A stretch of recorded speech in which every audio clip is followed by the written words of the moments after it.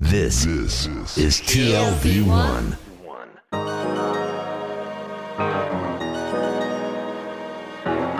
The Tel Aviv Review. Hello and welcome to the Tel Aviv Review, a program dedicated to the word, to the thought, and to debate. Brought to you by the Van Leer Jerusalem Institute, which promotes humanistic, democratic, and liberal values in the social discourse in Israel. If you like us, please join our community of supporters by giving to our Patreon campaign. You'll find it on our homepage. I'm your co-hostess, Dalia Shenlin. And I'm your co-host, Gilad Halpern. Every week we'll be talking about books and research and other things that have caught our attention.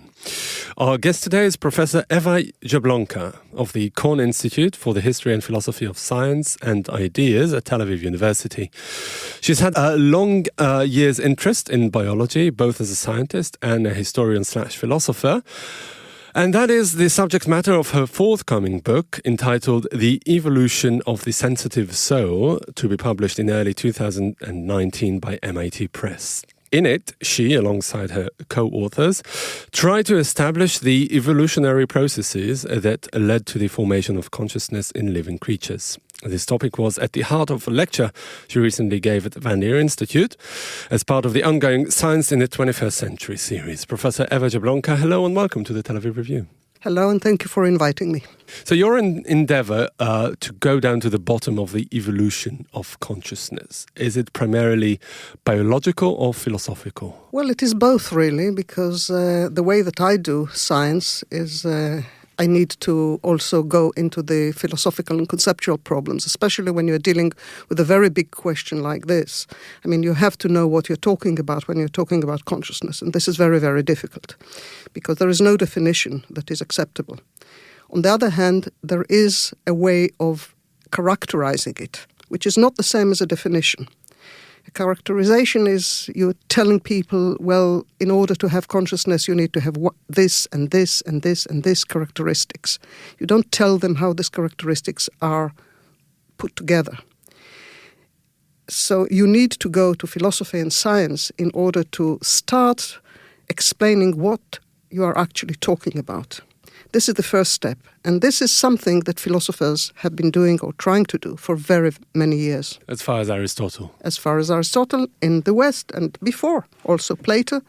And of course, the Chinese philosophers have, and the Indian philosophers have all been thinking about it. It is one of the most important questions in philosophy. But do scientists share this problem with defining consciousness? I mean, it seems like the medical profession has defined consciousness. Do scientists have the same philosophical problem? They do. When, the science of consciousness as such is a very young science. It's something that really started in a serious and way when a community has been formed, only in the 1990s. And the people who are the neurobiologists, who are engaged and who are studying and investigating consciousness science, of course they have to have some kind of idea of what actually they're doing. What is it that they are investigating?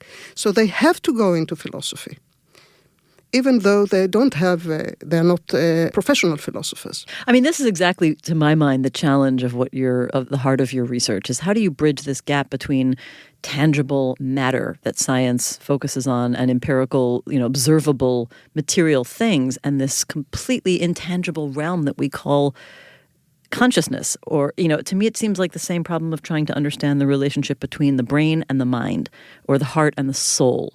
How do you even start to approach that gap? Is it really a gap in your mind? It is a very, very hard problem, and it is known as the hard problem. Now, when people define this, how is subjectivity arising out of matter? I mean, there is a very nice quotation by Thomas Huxley. What Thomas Huxley said is that it is such a mystery to understand how feelings and subjective experiencing arises out of matter. It's a greater mystery to imagine it as to understand how, after Aladdin rubbed the lamp, a jinn appeared out of it, right? I mean, it is something that people find extremely difficult to understand.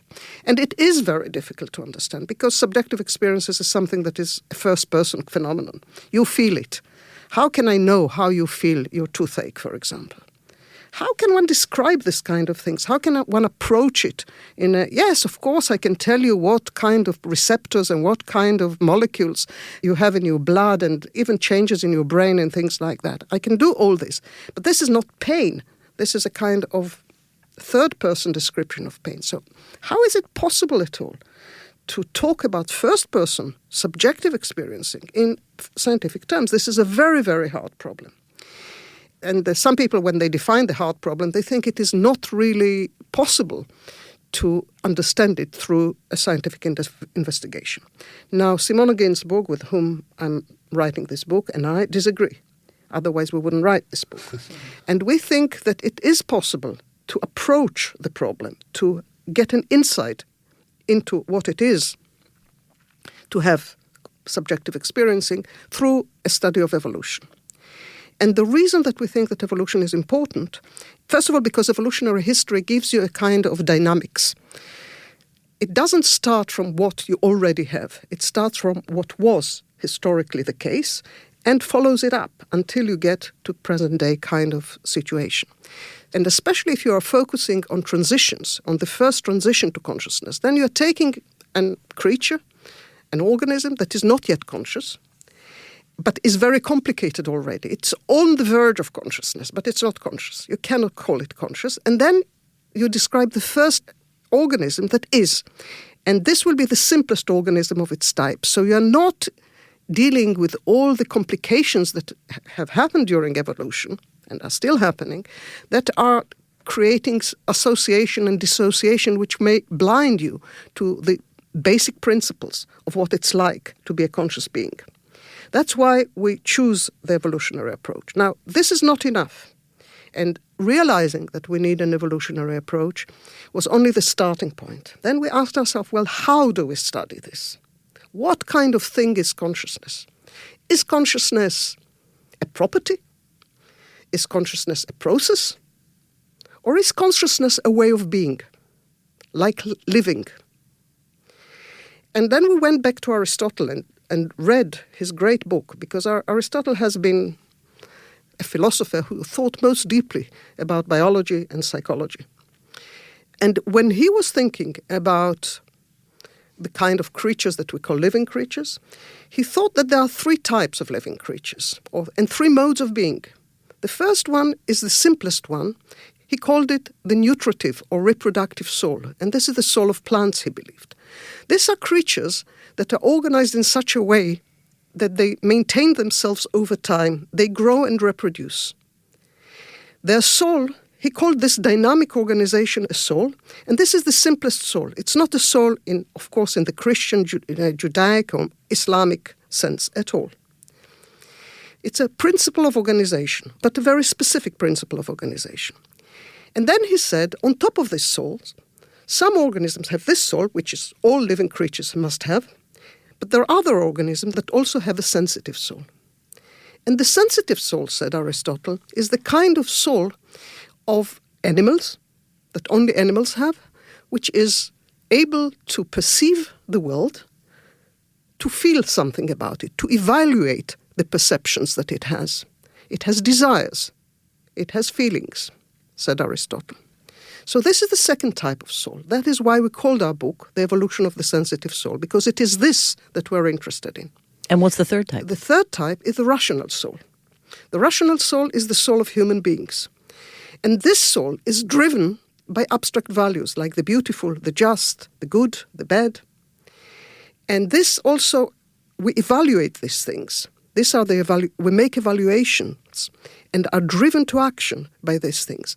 The animals, the sensitive souls, have no such values, no such abstract values. They are driven by desires, by needs. So we share what they have and more. It's not that they more, have yes. only... They're the So only ones that you're have. interested in the transition between the first type to the second type, That's right. into the sensitive soul. Yes. And looking at it in evolutionary term, is it, by the way, Darwinist evolution, or evolution with a capital E, or is it evolution, this process? It's an evolution with a very capital E. Okay. What you call Darwinist evolution is, by the way, of course, a theory which is all the time being updated. Mm-hmm. All So if you want, we can talk about it. Yeah, so this is actually where my question is going. So how do you pinpoint that moment in the evolution of species as we know them today. I mean, Aristotle was 400 years ago, and Darwin a couple of hundred years ago.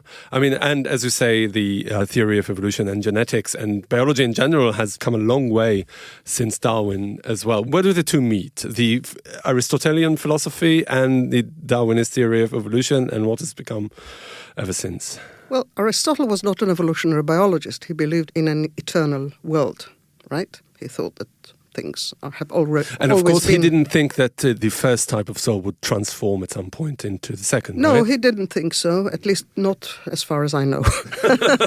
May have done just before he fell asleep. Yeah, that's right. The point is that Aristotle was not an evolutionary biologist, but he presented a view of biology and of cognition and of parts of things that we think about which we think not only as psychologists but also as biologists, very early on, and he thought very deeply about these questions. And he realized that one of the things that we have to understand is to understand what kind of thing, how to think about big problems like that. In fact, about every problem, but especially about big problems like the problem of what is life, what is living, what is experiencing, subjective experiencing, what is rationality, what is rationalizing. He realized that in order to answer these questions, we have to answer a series of questions. First of all, and he defined this kind of explanations in terms of causes. He said there is the material cause. That is, you cannot explain the existence of something without taking into consideration the kind of material from which it is built. For example, you cannot build a sculpture out of water. So you have to be very respectful of the kind of material. Second, you have to understand the mechanism. How is it done? What are the series of actions and the factors that are necessary for making something? And then you have also to have some kind of plan, a formal cause, he called it. A plan is something that is giving you that, for example, he gave the example of building a house. So you need the bricks and all these materials, and you need certain processes to happen, but you also need the architect's plan. Now, the architect's plan for Aristotle, when he's thinking about animals, is not a plan planted by God or planted or pre-existing in some simple way. It is this dynamics which he calls the soul. This is what the plan actually is, and it can be described in formal ways as some kind of dynamic architecture, for example. And you also have to ask the teleological questions. What is it good for? Why is it there in the first place? So a house is there because you want a shelter or because you want to rent it for or whatever. But in animals, said Aristotle, the formal cause and the teleological cause is one and the same. He was very, very clever, as you can realize. So we set out to ourselves, well, this is a framework for thinking about these problems, thinking about all these aspects of the problem. And when we were thinking about the evolution of the sensitive soul, about the origin of consciousness, how it originated, and trying to answer the very difficult question that you posed, when did it appear? And how can we distinguish between an animal that is conscious and that is not conscious? I mean, this is the million-dollar question, right? We were really at an impasse. And then we thought, well, let's look at another problem that is slightly better understood than the problem of consciousness, but has the same kind of structure. That is, it is again a problem about a new way of being that has emerged in the world. So we looked at the origin of life research, because the origin of life research is looking at the question of how non-living entities transform into living entities, and what is the difference between them. It's also a very difficult question. Are you talking about beginning of life, like conception? Not conception. No. Beginning of life in the history of the planet. Okay, because one of my questions actually is, to what extent are there parallels with the question of individual human development? There are parallels, and we'll get Okay. We'll get there. See, yeah, I couldn't wait. Getting ahead of yourself. Yeah. There are parallels, obviously. But anyway, so we started there, and we started looking at how people approached it. The best people. The people who thought most deeply about the problem of the evolutionary emergence of life on planet Earth. So we read a lot about that, and we saw that there is progress in this area, a lot of progress in this area. It is no longer believed to be a kind of metaphysical problem that you cannot approach through science. People haven't solved it, but they know how to think about it. And this is what we wanted to do with the origin of the sensitive soul, not to solve it, but to know how to go about it, how to make some progress thinking about it in a scientific way. So what we saw was that when people started thinking about what life is, they couldn't really define it because it's very, very difficult to define what is living and what is not. But they did make a list of characteristics that if they are all in place, then you can say, well, it's a very, very good chance that this entity is alive. And they have, let's say, a list of 8 characteristics, including metabolism, growth, sensitivity to the environment, some form of control, and so on and so forth. And then people said, okay, we have this characteristic. Now, what kind of dynamics will implement it?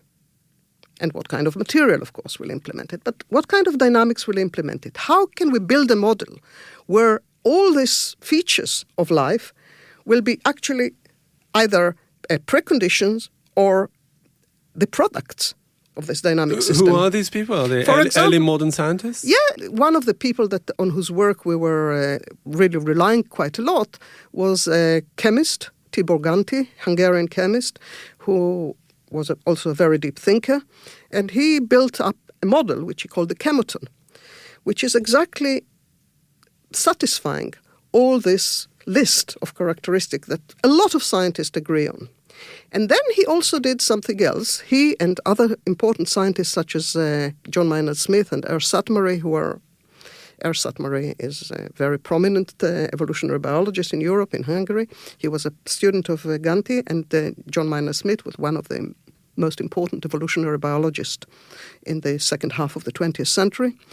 They took Ganti's ideas and they said, well, and also followed his proposal that one can find some property or capacity of such a system that we call alive, that once you have it, you can sort of reverse engineer from this the whole system. So the subsystem or the capacity, of course, it cannot be alive. But the system that enables it, the enabling system, is. So it's like doing the reverse engineering is like finding a bone or a tooth or something by a paleontologist, and then he can build up the whole animal from this little remnants. But do I understand that you're sort of extrapolating from what is known in the scientific field of the evolution of human life in order to reverse engineer the evolution of animal consciousness? I reverse engineer not only what I know from human life, what I know from the evolution of life in general. All the principles of evolution, everything that we know about evolution is something that I can use in order to do this reverse engineering. I just wonder because, reading through your material, I was thinking, of course, about the application of this understanding of animal consciousness. Is the actual goal to help us understand human consciousness? And now I understand that you actually started from the understandings of human consciousness to understand animals, and then are we ultimately trying to use that in order to understand our own evolving consciousness better? I want to understand human consciousness. Obviously, I want, because we're humans and we're interested in that, and it's a major problem, a major question for us. But Simona Ginsburg and I didn't start from this. We started from the question of subjective experiencing, which we believe is not something that only humans feel. We think that dogs, for example, feel that too. And not only dogs, but many, many other animals. Possibly even cats, which are on the cover of your catalog. That's a catalog of the exhibition that was accompanying my... not only cats, I'm sorry to tell you, that probably also cockroaches. Yeah. I'd like to not think about that because, we have to kill them sometimes. Yes, so I don't want to think of myself. That's a different when you matter. smack them, think about the rational souls. About the sensitive. Sensitive, sorry.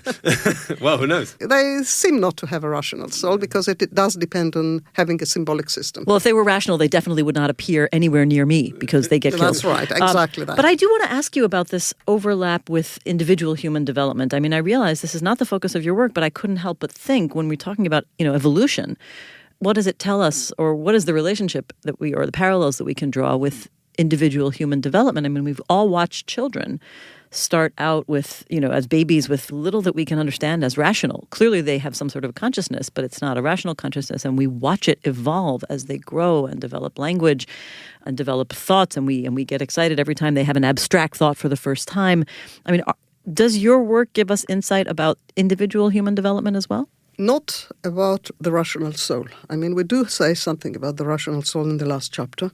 As you realize, we cannot avoid it entirely. But it doesn't really tell us about that because we are not terribly interested in the rational soul. With all due respect. With all due respect to my niece and nephew no and offense, Dalia. your grandchildren. However, there are very, very important questions about the sensitive soul. When, during development, embryological development, can we say this stage of development is already a stage where the embryo feels something? Right. Which has enormous policy implications, we all know. Of course, we know. So we know that different religions give different answers to this kind of question. Some think it's with conception.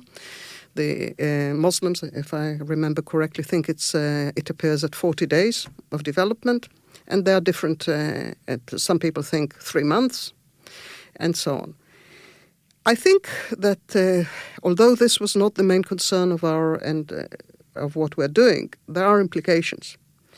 And because we have a way of knowing not when you have a sensitive soul, but when you don't have a sensitive soul. So ours is not a theory that can give you only a positive answer. It can say this organism already has a sensitive soul. It cannot tell you that something doesn't. Okay? So this is a limited theory. It's better than nothing, but this is all we can do. So I will not venture to answer it fully, but I would say that it very much depends on the evolution of the nervous system, and it is probably quite early in development that we can talk about the ability of embryos to feel. Probably, I cannot tell you when, obviously not at the very beginning, not in the first month, later after that, but when exactly, I cannot tell you because we don't know enough about it. I'd like to go back to your exploration in general, and I'm still not entirely clear. I didn't tell you much. On the contribution of like very recent scientific breakthroughs. I mean, we know today about biology, about genetics, so much more than we did just, I don't know, a couple of decades ago. So I understand like this long view that you take, going back from Aristotle to modern scientists and philosophers that have dealt with that question. But I'm trying to understand what are the very latest contributions, the scientific contributions, what we know about the development of, cellular biology, molecular biology, stuff like that. How does that contribute to your... Well, first of all, I have to say that the major contribution and what we have learned most from are the advances in neuroscience. In the last 30 years, there have been huge advances in the neuroscience. We understand the brain, the human brain, the mammalian brain, and also the insect brain, and the cephalopod's brain, far more than we did before. So and we understand the structure, we understand the function, we understand the relationships between different regions in the brain and between different processes in the brain and what they do and how they interact and so on. This is all very, very important. How important? So what do you know now that you couldn't have known 30 years ago? For example, one of the things that I do know is that although there is a very, very big difference between the insect brain and the mammalian brain, the human brain, when you are looking at the actual functional organization of these two very different brains, and one is far, far smaller than the other, you see amazing similarities. I knew she was going to say similarities. I knew you were going to say we're like insects. How are we supposed to deal with this? And we see it. I don't have a diagram here, but, there are diagrams that are just absolutely baffling. What are the kind of functions that are overlapping?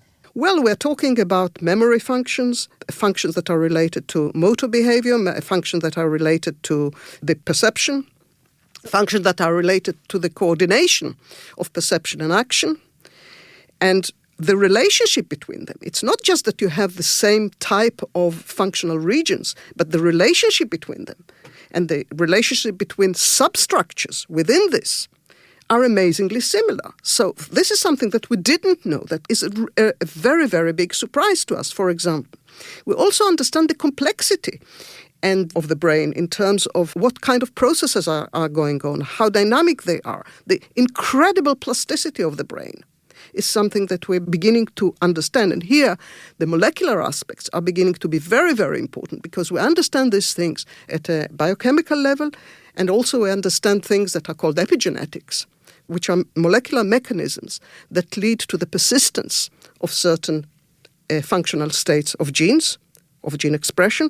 And this, we know, are very, very important in learning, during learning. Now, learning for us is crucial because for us, the evolutionary marker of the sensitive soul is a certain type of learning capacity, open-ended associative learning, we call it, or unlimited associative learning. UAL is the kind of short term we use because it's a mouthful. And what does it actually mean? Unlimited associative learning. Yeah, but what it means is that an animal can respond to very complex sensory stimuli, which it integrates so that the whole is different from the sum of the parts. That's the first thing. It's a new thing. It's not something that it has learned already. And it can learn about this kind of things. And it can use it for second-order learning. So you have, these are relatively simple criteria. It's not very difficult. I mean, we take it for granted that we see an apple and we can associate it with, that's nice. We do for human beings, but then we know also. But then we looked at the literature and we saw which are the animals that can do it, and we saw almost all vertebrates, many insects, and cephalopods. With other animals, very often we simply don't know because there are huge gaps and huge holes in the psychological literature, which we screened. We have been working on this for 10 years, so you understand we had time to do all these things. Never enough time. Exactly. No, absolutely never enough. And the reason that we think that this is a good marker, this unlimited associative learning, is not consciousness, okay? It is only a marker, evolutionary marker. When it appeared, we say, then we know that consciousness was there. Maybe it was before, but we cannot tell. And then we ask when. And we see that the animals that have this kind of brains, the brains that we know belong to groups where this unlimited associative learning exists, are animals that appeared 542 million years ago during the Cambrian. I just find this remarkable because it's like hard enough to define consciousness. It's hard enough to figure out where it starts in human beings, even harder to understand it in animals. But then you're going back to animals that existed hundreds of millions of years ago. I mean, how do you retrieve that information? I retrieve this information, first of all, on the basis of what I know about extant animals. And then also on the basis, and I can relate what I know about these animals to their brains. Once I know what I'm looking for. Before that, I couldn't do it, right? Now I know what I'm looking for. And then I can say, okay, who had these brains? When did this type of brains appear? And I go to the fossil record. So understanding the material, observable, empirical element of it helps you. Of course. Yeah. Okay. I wanted to ask you one last question because we are sadly running out of time. I'm sorry if I'm oversimplifying, but as you said, your endeavor now has allowed you to ask the question better than actually answering it.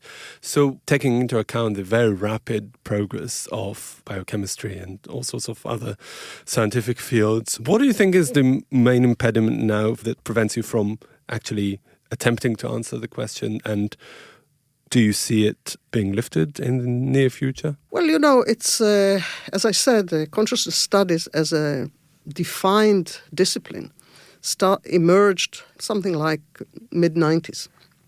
And a lot has been learned. But they're a little bit chewing the cud now. So we need a fresh approach. And I think that the evolutionary approach that we are suggesting is a fresh approach. I don't know how far it will take people, and I'm very curious to know how the scientific community will respond to our proposal. But there is, I can tell you, from my own experience and from the interest in the work that Simona Ginsburg and I have been doing, and also another person who was very important in this endeavor was my student, Zohar Bronfman. Did a lot of work with us and was great. Anyway, I see that there is a huge interest in animal consciousness today. For example, just less than a year ago, I was invited to a conference on animal consciousness in New York University, NYU. And the people who were there were philosophers and psychologists and neurobiologists.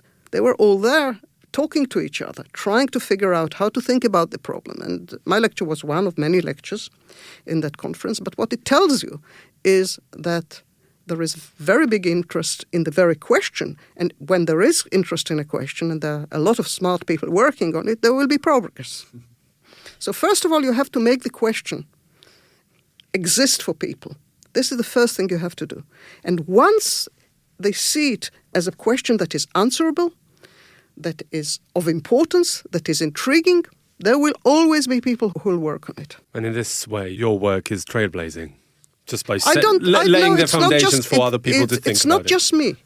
There are several groups of people who are going in this direction. And of course, you know, there is an old Chinese, not old Chinese, it's not old. There is A modern Chinese program. Yeah, modern Chinese. Confucius. Yeah, it's Lu Xun, the Chinese writer. He said, when many men walk the same way, a road is made. Let's hope that when women walk that way, the road is also made. Yeah, unfortunately. He didn't think about it, but we're here to correct him. Thank you, Professor Eva Jablonka. Thank you so much for being on the show. You've been talking about your forthcoming book, The Evolution of the Sensitive Soul, to be published in 2019. Thank you for being here. Thank you. And also big thanks to Gizem Ozdemir, our sound engineer, and to Itai Shalom, our producer. And now we have a request. Many or most of you listen to us on the Apple Podcasts app, and we have a special request here. Please consider writing us a review. Just launch the app, select our podcast in the library section, scroll down to ratings and review, and press write a review, and then, of course, write one. Check out our archive. It has more than 450 interviews to keep you busy, entertained, and hopefully annoyed. If you like us, you can also like us on Facebook. The Tel Aviv Review Podcast Ideas from Israel, that's our page name. And you can follow me and Dalia on Twitter. Join us again next week for another edition of the Tel Aviv Review. And until then, goodbye.